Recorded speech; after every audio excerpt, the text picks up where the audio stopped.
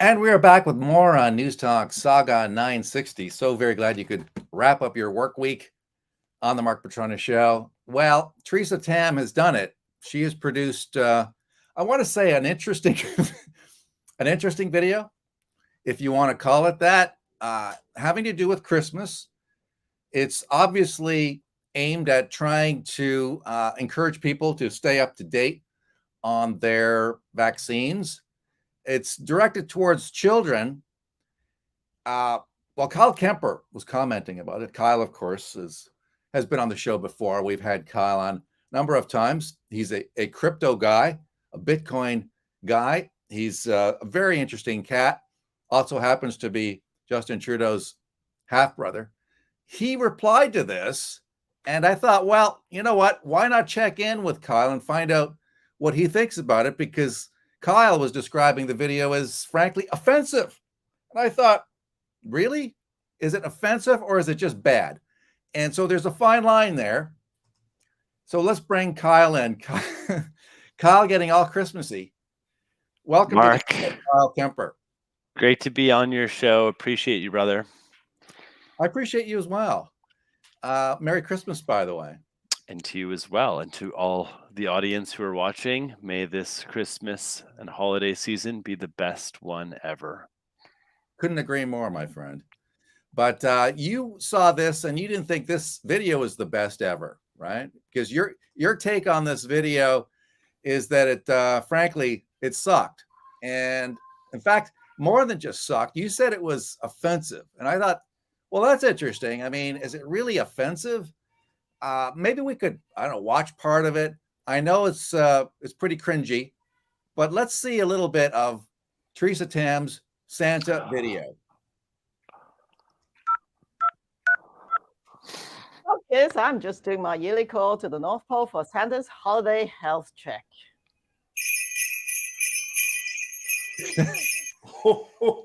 Why, hello, Dr. Tam.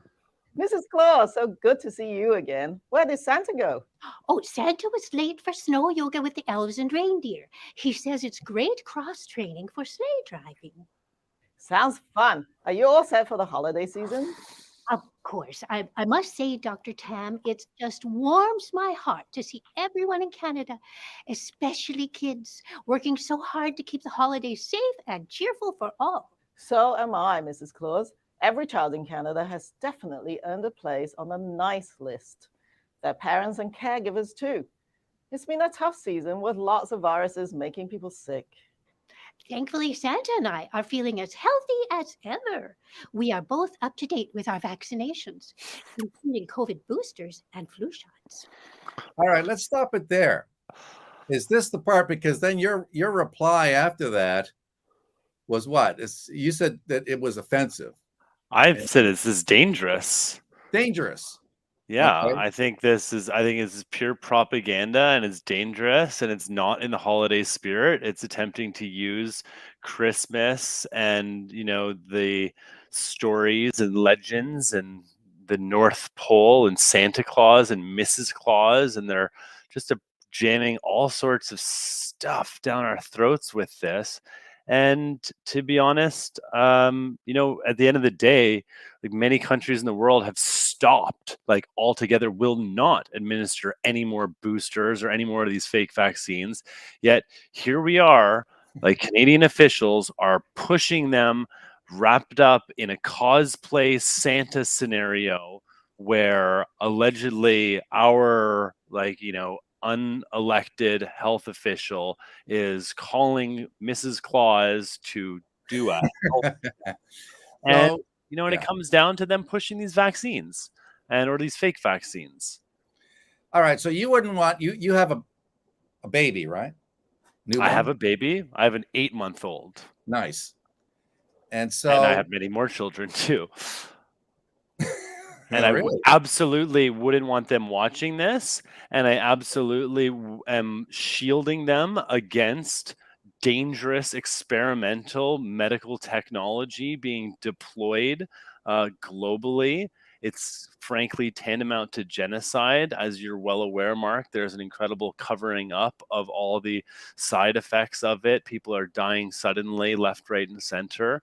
Yes, And there is absolutely no accountability and no responsibility on behalf of these big pharma spokespeople who are paid for by the government, and they're advertising experimental emergency authorization genetic therapy, potentially genetic therapy injections on our children underneath the guise of Santa Claus and Mrs. Claus. So it's completely ridiculous, and well, it's offensive, and it's genocide, and it could be party to genocide.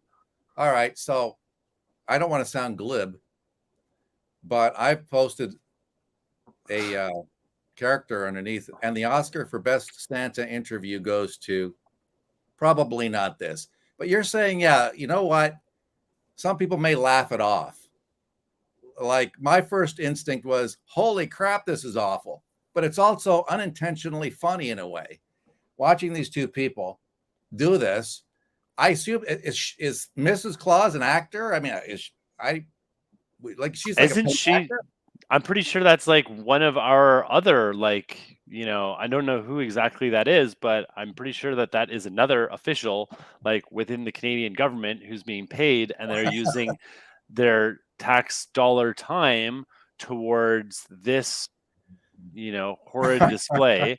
It's got 1 million views, and that's not out of likes. It's because it's going like wildfire, being like, look at how ridiculous this is. Look at how ridiculous Uh, Canada is.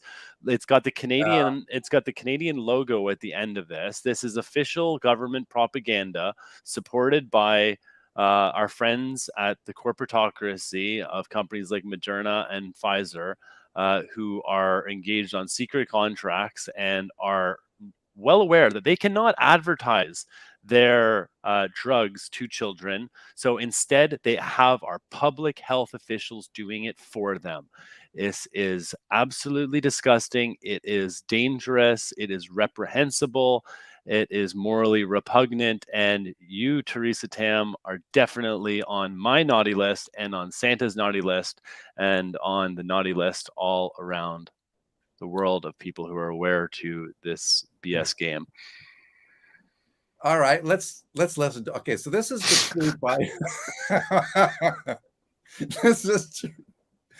this is the tweet by Theresa, Dr. Tam.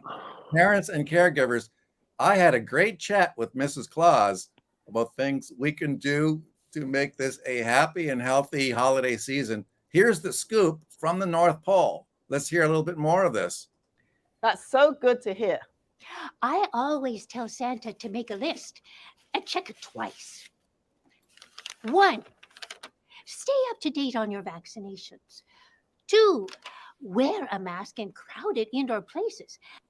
All right, so I don't know if she's in a crowded place, but I mean, up in the North Pole, I assume she's got the elves around. She's not wearing a mask.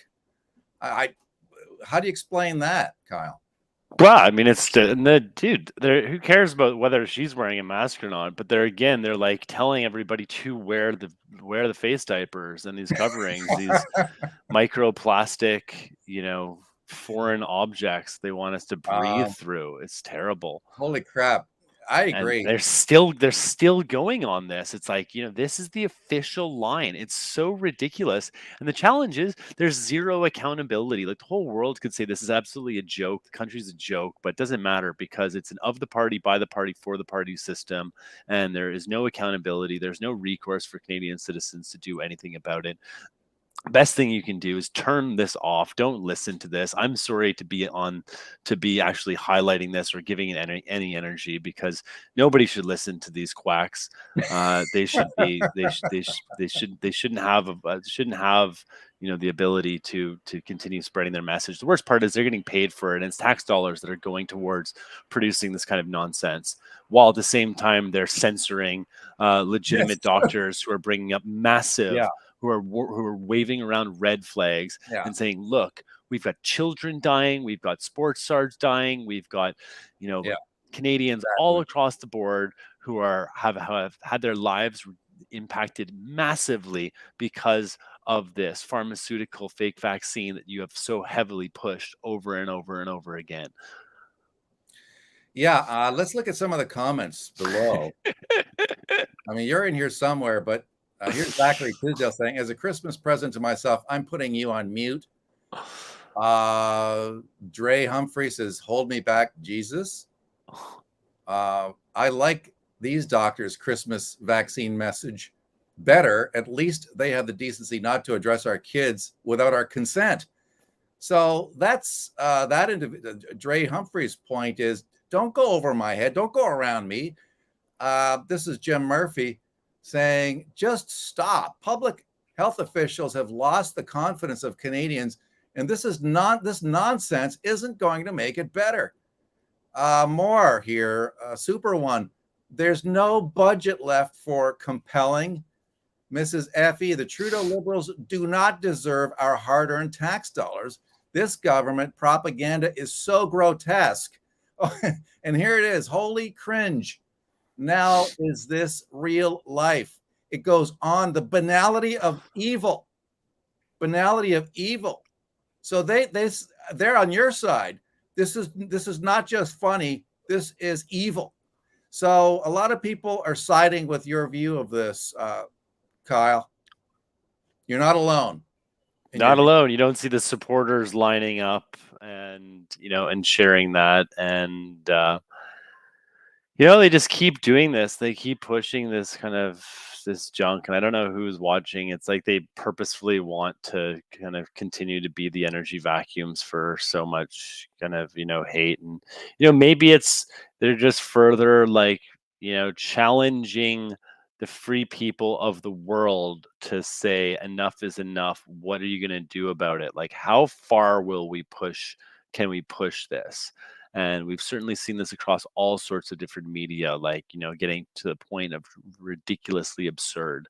And, now they're using good old Santa Claus and Mrs. Claus. And apparently Santa Claus is doing yoga and CrossFit too. It's just it's also cringe. And then at the end of it, there's like, this is official Canada. Like, this has the Canadian flag.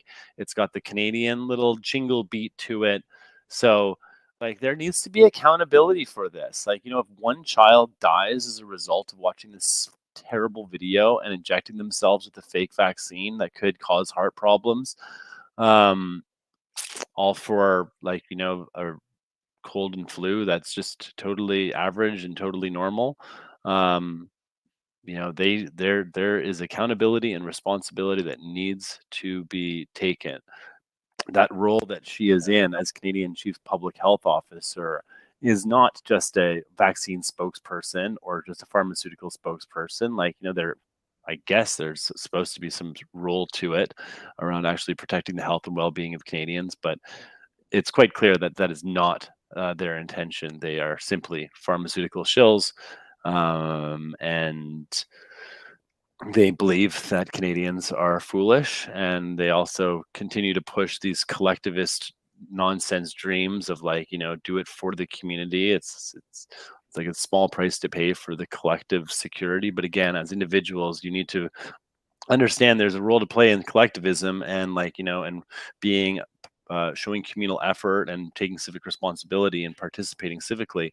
But to endanger yourself and endanger your children, um, for the greater good, like, beware of those kind of messages, and stand up for your individual rights, your charter rights. And it's time to hold people like this accountable. So those whose business it is to keep and hold people accountable like this, do it. And thank you, Mark, for being a voice within the media, if you will, to highlight what's going on here. And anybody who's familiar with the roles and responsibilities and the accountability that public figures like that have upon them, it's time to hold them to account, and for them to be. And you're doing that, Kyle. Thank you so much. Kyle Kemper joining us from Florida, where he lives with his family and works and does all sorts of other stuff. I mean, do you want to talk about Twitter now, the changes in Twitter? I mean, what's your take on Elon Musk's now? I guess he's stepping away from his role as CEO. He put it up for a vote. I would imagine that you're probably very much in favor of these types of put it to the people, right? Because of your book and Yeah. and so what do you make of all this? I mean, the battleground that the Twitter has become. Well, Twitter is definitely now one of the least kind of censored platforms when it comes to discussing, the pandemic and the fake vaccines, etc. Whereas Facebook, YouTube, Instagram, certainly TikTok are still heavily censored.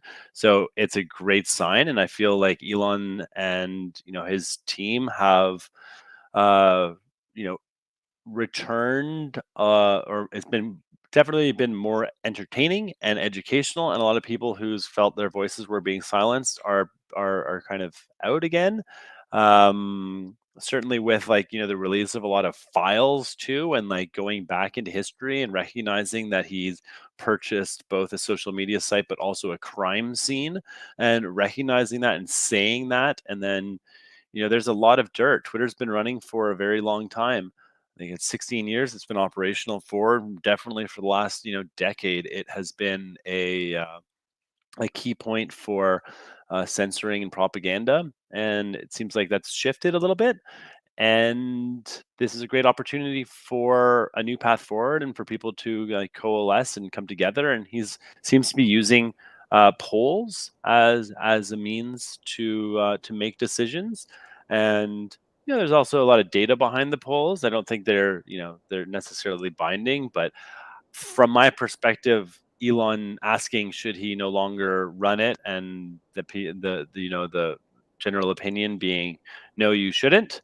um yeah, that's fair. That's what people want. Like, it's interesting because he's now like the central figure actor, or like the protagonist almost of the social network, which didn't really have before. So it kind of creates a compelling narrative, and it's entertaining. Now I think it might be time for him to bring in some other people, but also a lot of people are kind of stepping up, and it's very interesting and it's entertaining. So, good job, Elon. You're doing great. Should everybody blindly trust Elon? No way. You shouldn't blindly trust anybody. I know you're into crypto and Bitcoin. What did you think of Trump's non-fungible token, the superstar, The guy is so funny. the superhero thing?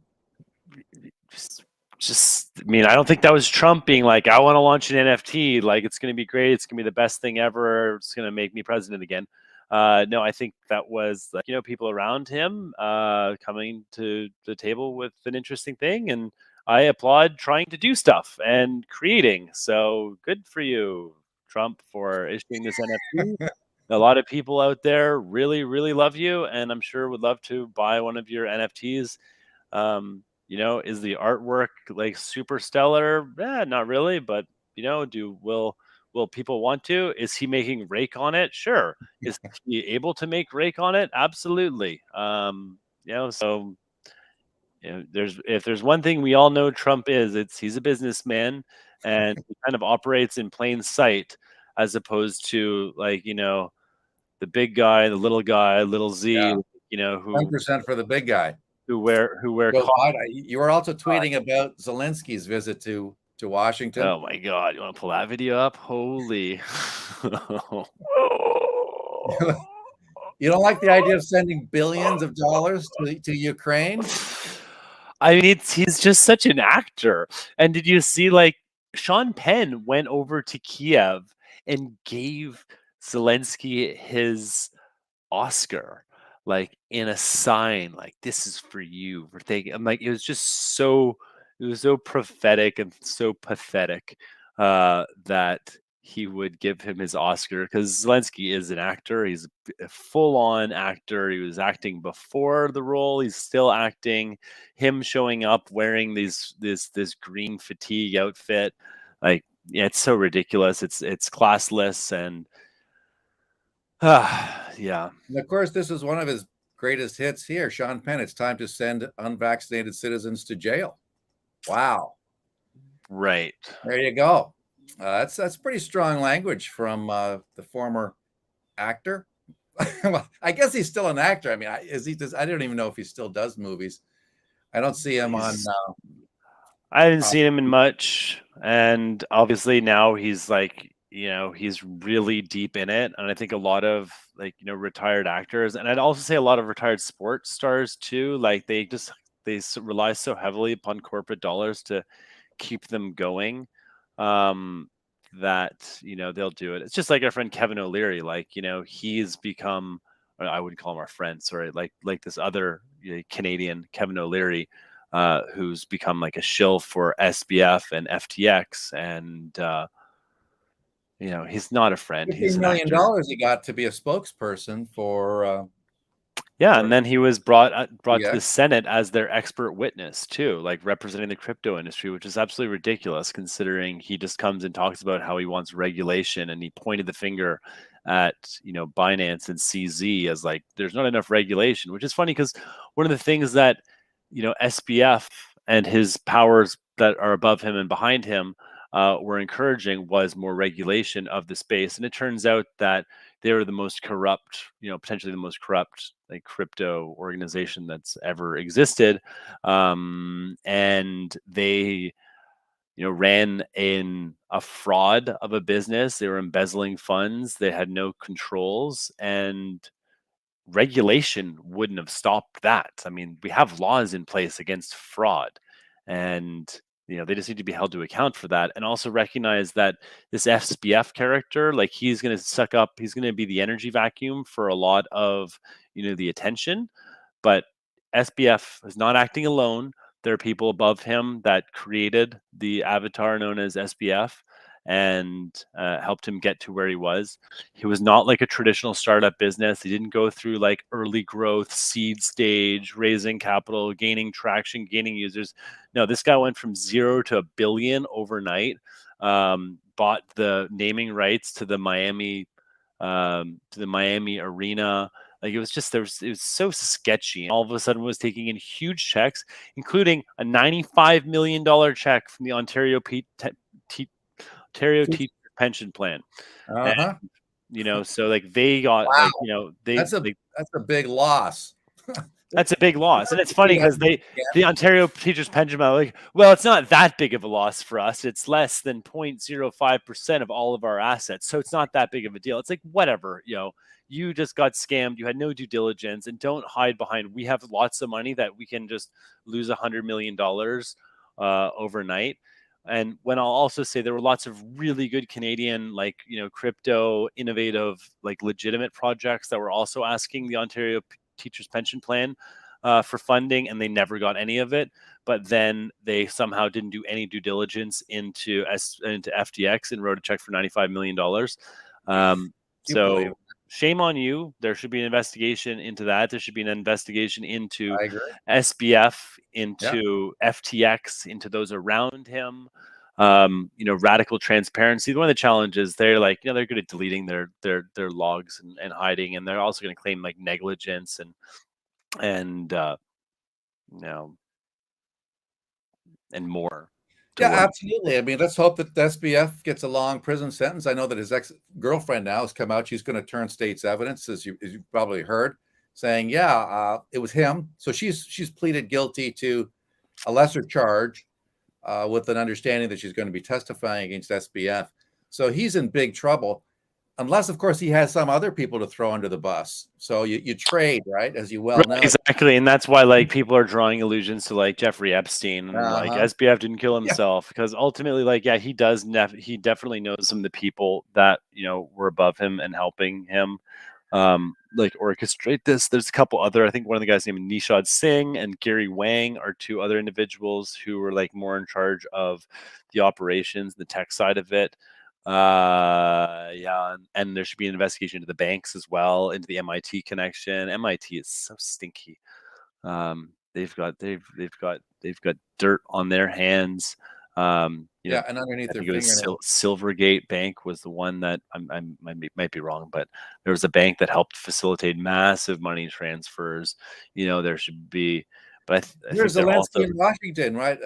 You talk about perfect timing there, because we know that there was a Ukraine connection towards some of that FTX money laundered through that country and then funneled back to the Democrat Party. So I hope that SBF talks. a big. I mean, there's again. It's like, how much does he even know about what was going on too? That's a Though good that's the point. thing. That's the thing. It's We've like, spoken about your half brother. How much does he know? I mean, well, exactly. It's like have you this. figured Like, that out? Have you figured out how much he's in on the know? Because the other thing, of course, and you know this, Kyle. I mean, the people who are using these leaders, not only in Canada, Netherlands, the UK, France, all these people are being used. Do they know they're being used? And do they also know that once their masters are done with them, that they basically have no more use for them? They're going to be out. they'll be able to go on high-paid speaking engagement trips all You around and think? get to wear pins and I don't know, have a fat amount of money in the account too, Oh, because well, they that's true. get Yeah, they get big their they bucks. get their bonus for completion, Uh, and yeah, some of them will be repurposed into other roles. But at the end of the day, really, a lot of these like quasi-elected leaders are they're just reporting to their superiors, they and don't answer to us, like obviously. any good employee, you want to like Yeah, please your boss. So that's true. they just are Yeah. really careful, and they are actually operating mostly from a position of fear about what they could say or can't say, and that's definitely Mhm. the case inside a lot Listen, of the parties with these. we've got 3 minutes left, Kyle. Can I get you to Sure. make predictions for 2023? 2023, it's going to be the best year ever. Okay, how Uh, high? we're living in an incredible time. We've got exponential technologies all around us. There's so much abundance. There's so much prosperity. Yes, there's a bunch of negativity, and yes, you can focus on the negativity all day long if you want. And then that's going to be the world that you live in. Or you can focus on the bright side. You can focus on the fact that we're entering the year 2023. We have unbelievable technology around us. The ability to send messages, the ability to communicate, the ability to collaborate has never been easier, never been stronger. It is an opportunity to release yourself from the assumptions about what you are, what you've done, and where you're coming from, and think about where it is that you want to go, what it is that you want to do. Identify what it is that you love to do, and focus on doing what you love and loving what you do if you want to be happy. If you don't want to be happy, if you want to be unhappy, that's your right too. And certainly watch a lot of television, focus on the negativity, hate, hurt, attack, whatever. That's like, your purview if you want. But for me, I like to take a positive view towards the world. I think 2023 is going to be a terrific year. I think there's going to be amazing breakthroughs that happen. I think there's a lot of the foundations of democracy are going to be changing as we see just little things like the ability of a Twitter poll to actually affect change. And for that to grow and for innovations to occur within the systems and new models to appear that make existing models obsolete. In terms of all this information and all the accountability, the internet doesn't forget. And for everybody who's been standing strong and holding their convictions and thinking critically, like, good on you. Keep it going. Trust. You know that you have been impeccable with your words, or you've tried to be, and you've got no regrets. Now, for all of those who acted deceptively, recognize, it's time to apologize first to yourself and forgive yourself, but also to others. Any And message for Justin before we go? I have a message from Tim Draper to Justin, actually. Tim Draper said, Kyle, just tell your brother all he needs to do is listen to the people and everything is going to be okay. So that's the message from Tim Draper. Just listen to the people and everything's going to be okay. And I would say apologize, ask for forgiveness, be For thankful, what? grateful. What should he apologize for, Kyle? What should he apologize for? That's for him to decide, and ask for forgiveness, and be thankful and show love. There's enough division and identity politics and like putting people into little groups. Like, we just don't need that anymore. It's time for healing and for forgiveness and for compassion to step aside, to, as Tim said, just listen to the people and everything's going to be okay. I think we should create an opportunity for Canadians who care and who want to be involved, to have voices in civic governance and discussions. Yeah, And there he is. Tim Draper, by the way, Best. major investor in the United States. Yeah, American and venture capital investor and founder of Draper Fisher. So this is a smart guy. Smart Tim's guy. amazing. Yeah, and if anybody wants to learn more about Tim, check out Storyfile Tim Draper. You can actually ask Tim questions, like just ask him, like, Tim, what is Bitcoin? Tim, what is the secret to happiness? Tim, how much money do you have? Like, ask him a whole bunch of different questions, and he'll answer them. Ask your brother how much money he has. I'm still waiting for an answer, but all right, Kyle, thank you so much for coming on the show. Great talking to you, and Merry Christmas, my friend, to you and Thanks, your family. Mark. Merry Christmas to you and to everybody else out there. Merry Christmas, Happy New Year, Happy Holidays. Enjoy, be free. Kyle Kemper coming to us from the beautiful and free state of Florida. All right, thank you, my friends. Let's take a break. Back with more on News Talk Saga 960 and the Mark Petronis Show after this.